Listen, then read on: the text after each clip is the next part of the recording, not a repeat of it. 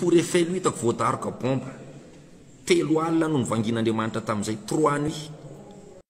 Dia rehefa novanginy tompo a dia nentiny nandeha expo tao à Paris 11e dia napahitany zavatra hafahafa ako.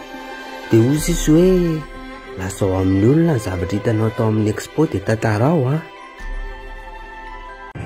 Tamikavy eo dia nifanaritra taminy aho ka nataony hoe salut, c'est encore moi.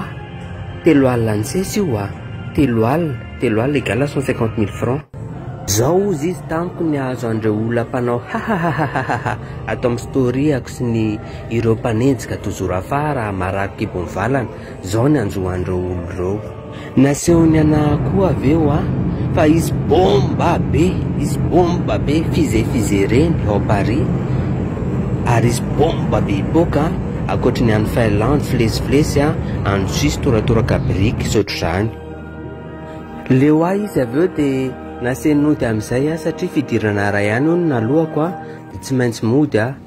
Nidongizina saika tsy ala ihany aloha nefa tsy maintsy ny ala satria le expo hoe hikatona dia lasa nody a nanokatra fiangonana vaovao a eto Madagasikara.